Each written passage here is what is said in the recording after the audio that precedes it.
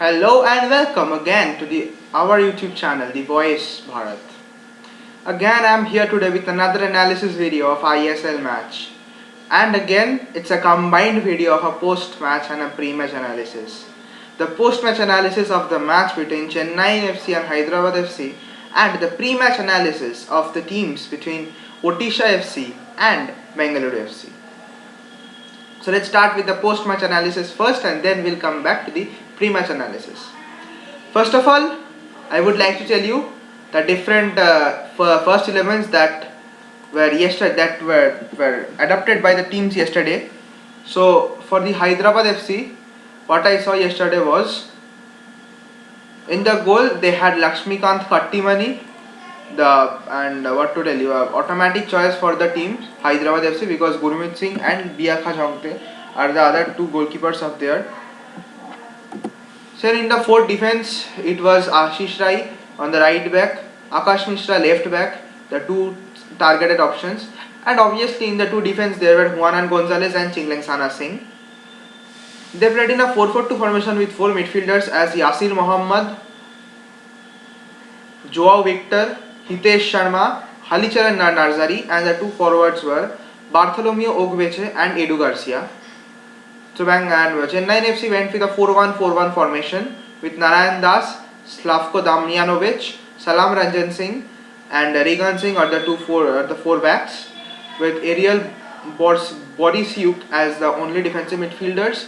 Creative midfielders were Anirudh Thapa and Vladimir Koman. The two wingers were Lalinzwala Shangte and Mirlan Muruzariv, and Rahim Ali as a lone striker. So as I told you yesterday, that Bozidar Vandovic had a great quality on depending on foreigners. Yes, the Chennai FC player was totally dependent on foreign players, and no one was impressed with their game. They had very few chances of taking the goalkeepers, but the total game was dominated by Hyderabad FC, and Hyderabad FC played a lovely game with Edu Garcia creating many chances for them, and Bartholomew wasting all of them. So don't take any offense, but yes, Bartholomew Ogbeche wasted many opportunities this time, and yes, a lovely play by Vishal Keth, and again Devjit Majumdar did a very bad decision in choosing Chennai FC than East Bengal, because Devjit, if he would play for East Bengal, he would get the starting 11, and in Chennai FC he again played as a substitute goalkeeper, and he will be on the bench for the whole season, as Vishal Keth gave a lovely performance last match. And Bozidar Vandovic is a completely defensive coach, as I saw last match, and not many of the chances were created by Chennai FC, as their main player Rafael Crivellaro was missing from the team, and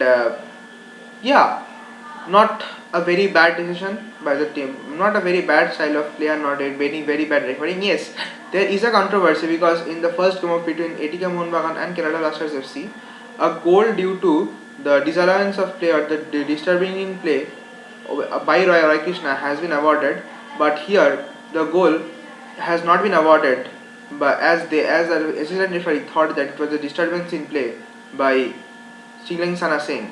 There is a controversy this season. Also, again, refereeing is a very great cause of controversy this season. What to tell you? This has been the season. This has been the regular trend of ISL season. But yes, I think it was Pranjal Banerjee, and not many of their thing was different. This is the only controversy I saw last match, and everything was okay and good, well and good. Chennai FC played a decent game, but Hyderabad FC created many chances. The full game was controlled by Hyderabad FC, and they were very eager to win the match. But unfortunately, their luck didn't favor. And in the 75th, I don't know exactly when the time it happened. In the penalty happened. In the 65th minute, Hitesh Sharma did trip Anirudh Thapa inside the box, just on the edge of the box, and it was a penalty given in favor of Chennai FC, and Vladimir Koman did no mistake in putting into the net and in putting into the ball in the home.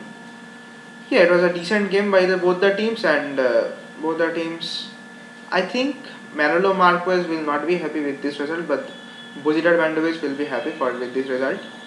So let's talk about. So this was about the post match. Now let's talk about the pre-match analysis between Odisha FC and Bengaluru FC. So let me tell you the registered squad of Odisha FC this season. So the goalkeepers are Arshdeep Singh, Komaljit Singh, and Ravi Kumar. Defenders is Deven Sanve, Gaurav Bora, Hector Rodas Ramirez, Henry Antone, Lalu Ziara Sailong, Lalu Athara, Sahil Panwar, Sebastian, and Victor Monkhel. Among the midfielders, they have Javi Hernandez, Isaac, Vanlal Ruatfela, Isaac Chuak, Liridan Krasniki, Paul Ramafangzawa, Thoeba Singh, and Vinit Rai. Among the forwards, they have Asunka Tyagi, Aridais Suarez, CFL Rem Tulunga, Daniel Lalempuya, Jonathan Christian, Jerry Momingthanga, Nanda Kumar Shekhar, and Nikhil Raj. In their coaches, Kiko Ramirez. Under the new coach, there is a new setup of Odisha FC team, and Kiko Ramirez has to play very carefully because after Kerala Blasters FC, Odisha FC also has a record of sacking their coaches and deleting them from the team. So Bozitar Bandovic must be very careful in taking this team and coaching this team. And sorry, not Bozitar Bandovic, it's Kiko Ramirez. And I think Kiko Ramirez will keep in mind about the team. So let me tell you what we think of the first 11s this time. So on the right back, I will prefer for Odisha FC on the right back. I will prefer. I am not getting the name. I will prefer Sahil Panwar on the left back. I will prefer Lalu Athara and vice versa on the two wing backs. On the two centre backs, I think they will go with Gaurav Bora and Victor Monkhel as one centre back. Javi Hernandez and Paul will be the two holding midfielders, I think, for this team. Or I think Javi Hernandez will play, or they will. I think they will go with 4-4-2 formation with Javi Hernandez, Paul, Jerry Momingthanga, and Vinit Rai as the players of the main midfield. And the two centre forwards, they will be having, I think, Aridai Suarez and Jonathan Christian.